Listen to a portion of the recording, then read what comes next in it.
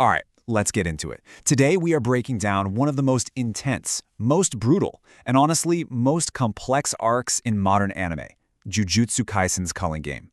And just so we're clear from the jump, if you think this is just some kind of tournament arc, you have no idea what you're in for. This is a nationwide ritual, a forced evolution, and we're going to unpack every single terrifying piece of it. We're going to start with this quote right here, from Reggie Star, one of the smartest players in the entire game. You can be certain that Kenjaku will drop a bomb when only the strong remain. This single line, it tells you everything. The insane battle royale that everyone is forced to fight in is just a distraction. It's a smokescreen for something way, way worse. So, what is the Culling Game really? Yeah, on the surface, it's a fight to the death. But if you peel that back just one layer, you'll find the single greatest act of jujutsu terrorism in history, all dreamed up and orchestrated by the ancient, body-hopping sorcerer himself, Kenjaku. Here's Kenjaku's grand plan in a nutshell. He wants to collect a ridiculous amount of cursed energy from all these forced death matches. And what for? Well, he calls it the Great Merger. His endgame is to literally force all of humanity in Japan to merge with the immortal sorcerer Tengen, creating, well, some kind of chaotic, monstrous new being.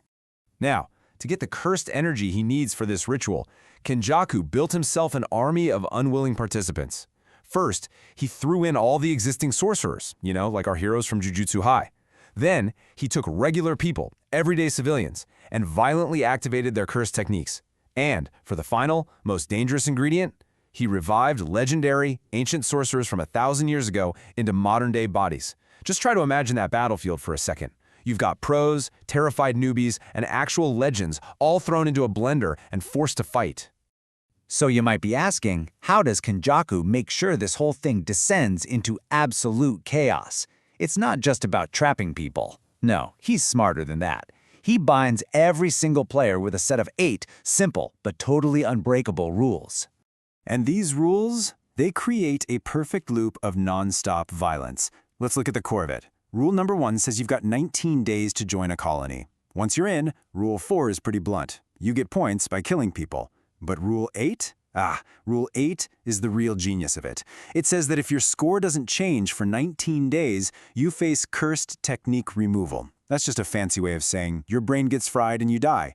It's a system built to force everyone to fight. So the takeaway here is simple, and it's brutal. Doing nothing is a death sentence. There's no hiding. There's no waiting for this to blow over. Kenjaku designed the rules specifically to make sure that whether you like it or not, you are either the hunter or you are the hunted. Okay, so where is all of this sanctioned murder actually happening? Well, the arenas themselves give us another clue about Kenjaku's true plan. Kenjaku set up 10 gigantic barrier colonies all across Japan, basically sealing off huge chunks of major cities and turning them into battlefields. The only place he didn't touch was Hokkaido, and that's because it's considered a sacred land protected by some powerful barriers from the Jujutsu Society itself. And this is where it gets really clever and really dark. The placement of these colonies is anything but random. They form a perfect straight line right down the country. See, this isn't about geography. It's a massive ritual.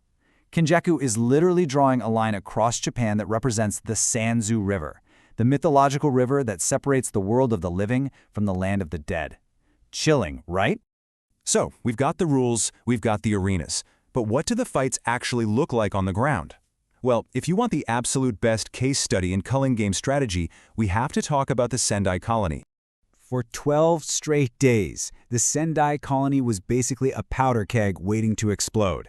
It was stuck in this insane Cold War between 4 elite-level players. We're talking ancient sorcerers, a monster cursed spirit, a modern guy with insane cursed energy output, all so powerful and so perfectly matched that nobody could make a move. The second one of them attacked, the other 2 would jump them. It was a perfect, deadly stalemate. That is, until Yuta Okotsu showed up. And he didn't just run in swinging. No, he surgically took the whole stalemate apart. He identified the linchpin of the group, Druve, and took him out first. That single move just shattered the balance and unleashed total chaos. And in the middle of that chaos, Yuta not only survived, but thrived, winning a 3-way fight to become the undisputed king of the colony. It was just pure tactical genius. And Yucha's win just goes to show what the smartest players, like Reggie Star, figured out really early. The game, the points, the fights, it's all just noise. It's a distraction designed to hide what Kenjaku is really doing. But here's the thing. The game wasn't set in stone.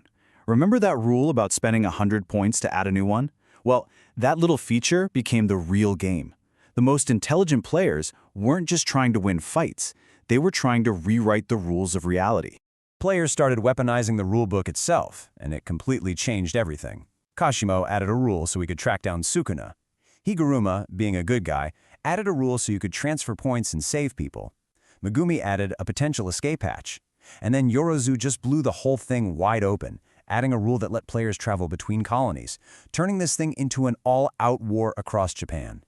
So the big takeaway here is that the game itself evolved.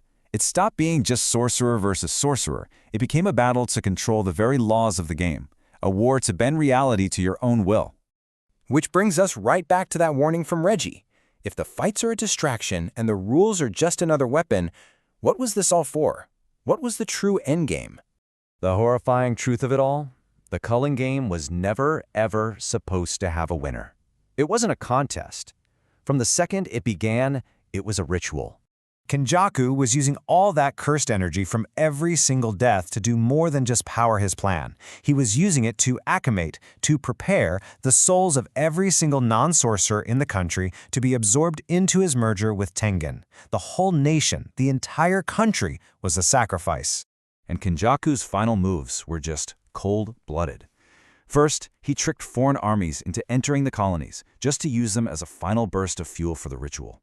Then, he added a rule that basically said the game ends when everyone but him and Sukuna is dead.